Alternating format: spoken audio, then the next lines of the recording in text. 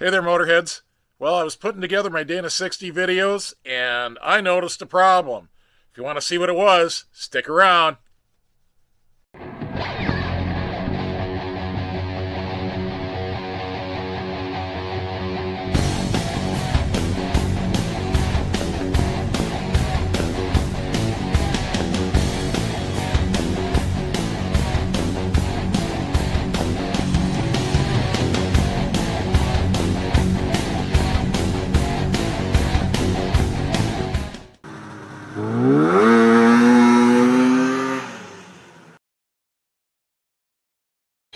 So what I noticed when I was watching my video is that I completely forgot to add the chamfer back onto these rotors after I bored them out.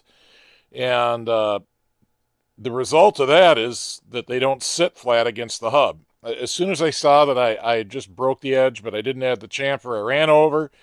I looked at it. It was sitting in the perfect spot, and we'll shine the light under here and see if you could see. If I can catch that right, you can actually, I saw it a couple times, you can see the light through there. So it's not sitting flat because there's a tiny radius on the inside edge and it's a sharp corner. And what that's doing to me is it's giving me a little rotor run out. So I'll run it around right here. And you can see that we've got almost 10 thousandths of run out on this rotor. And if I run this up to the top, I marked where I could see the light through with these X's, and you can see it pretty well coincides with that. So, not a horrible thing.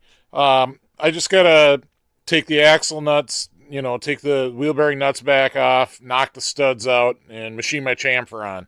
So, I guess we'll just continue on fixing things. All right, since I have the hub off anyways, I thought I'd take a quick look at the witness marks in the grease and see where that wheel bearing seal's running. I like this. If it was running further towards the inside, it'd be all in that pitted area, but right where it's running, it's sealing really good. I did tap it in extra deep, hoping this is how it would work out, and feeling great about it. All right, since I got to get the rotor off, it seems like a good opportunity to show you how big of a deal it is or is not to knock out these studs.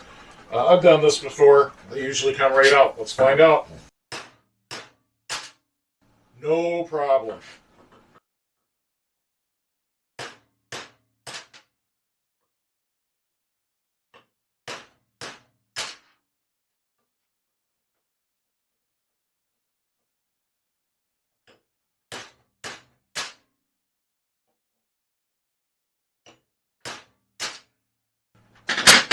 There you go.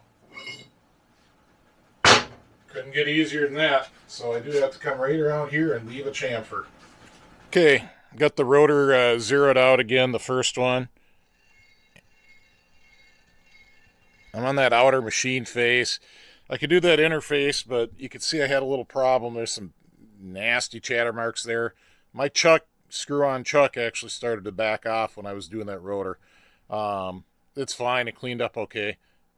Diameter and everything's good, but ready to do the chamfer.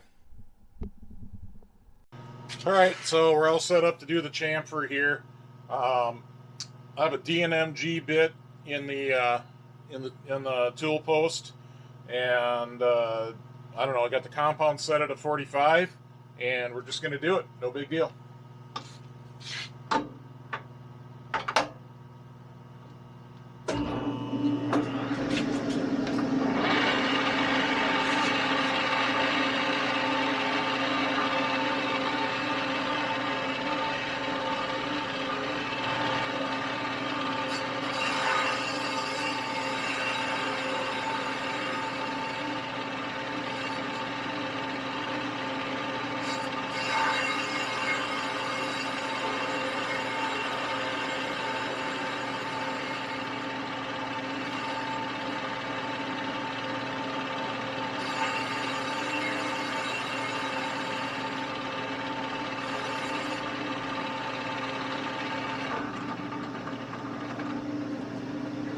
That's all it takes. That's more than enough chamfer.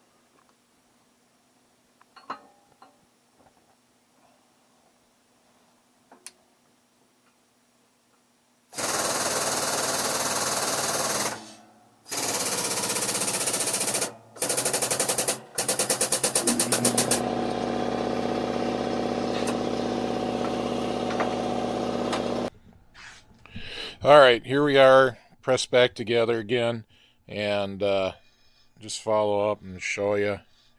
We still got, looks like about 6 thou of run out on there. Whatever, we're going to live with it. It's a low-speed off-road Jeep. This will be fine. Just fine. Well, there you go, folks. Kind of a small problem and easily fixed. But if I have a problem, I'm going to tell you about it. So I still need to do the other side yet, but it really didn't take long to pop the rotor off, do that bit of machining, and press the studs back in. So no harm done. So if you enjoyed this video, please like, share, subscribe, leave a comment. All that stuff helps me grow the channel. So thank you.